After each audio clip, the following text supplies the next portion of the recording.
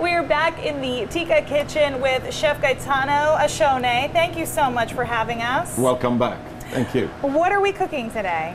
Actually, well, not even cooking. We are not cooking today. We are, let's say, marinating. That's a dish that is being used by different ethnic groups. And we took it back in the kitchen, in some of our Mediterranean kitchen, even if the salmon is not a Mediterranean fish, but we love to add some of the ingredients to make it look Mediterranean. Okay. I have a beautiful fillet of Ora King salmon. It's the salmon that I like to work with because the color, because of the texture, the flavor, and it's around 4 pounds, as you can see. And we will start the marination. Okay. The ingredient, let's say this one, in the old days, I think they used to call gravlax. So I'm gonna do an update of that thing. The marination will start with the sugar. It's a lot of sugar. A lot of sugar and kosher salt. We mix it together. How much is that? That's a pound of each. A pound of each, okay. So 4 pounds of fish, that's what we probably need. Okay. We just mix it together. We put some of the butcher cracked peppercorn to do the pickling spices.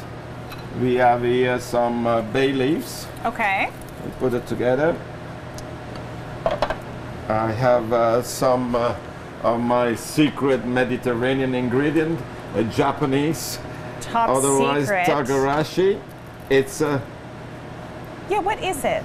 It's a mixture of herbs and a skin, a dry fish skin. Is it a little bit spicy? It's a or? little bit spicy, Okay. yeah.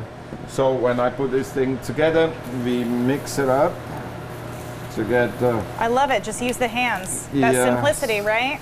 That's not only that, but make sure that your hand is always clean.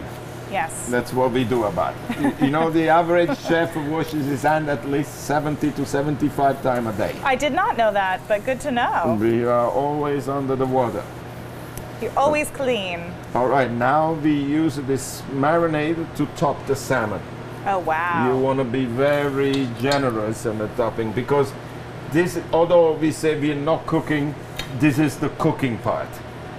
Because the salt will kill any germ or anything that could be of bad for the taste. That's and good to for the know. health. Okay. So the Yeah. salt, in the old days, the salt was the refrigerator. That's Okay, fair. we have a nice, generous topping of all the herbs. Okay. And I will put some of the sliced lemon. So this is pretty simple to make. Very, very simple. I will add the star anise. Now, what are these? What sort of flavor do these bring to the table? The star anise, this is a typical Italian Mediterranean, because the French, they use also the Italian, we do sambuca with that, if you remember. But the Chinese, they use, is one of the main ingredients in the 5 spices. And so they use it quite a bit because it has that little licorice taste. You can sort of smell, okay. Yeah, that I will add.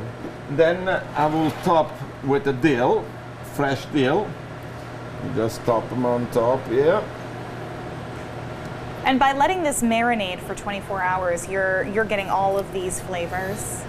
The end result will be a combination of all these herbs and spices together with the salmon, and they will have a really specific taste. A little bit of the licorice, a little bit of the dill that also has a kind of licorice taste, and the salt and the sugar to add a little bit to take away all the saltiness, and the salt for the curing. Oh, sure. Now what I do, I will cover with a plastic film, add something on top to make a little bit of a pressure, put in the refrigerator for 24 hours or longer, depends on the thickness of the salmon, and then you're ready to slice and serve.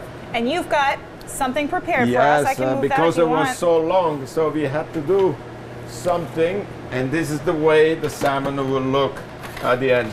So you clean all of that off. When the salmon is ready, we throw everything, we wash under cold water, we pat dry the salmon, we put a little bit of olive oil on top of it, and then some dill that has been finely chopped.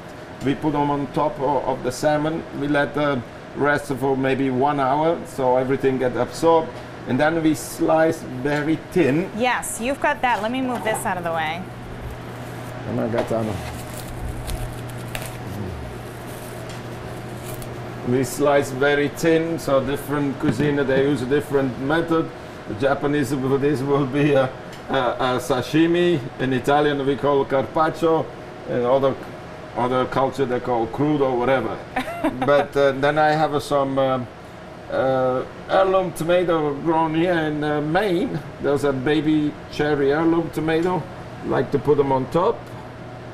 One thing you don't need anymore is salt. Right. I would have some of the microgreens.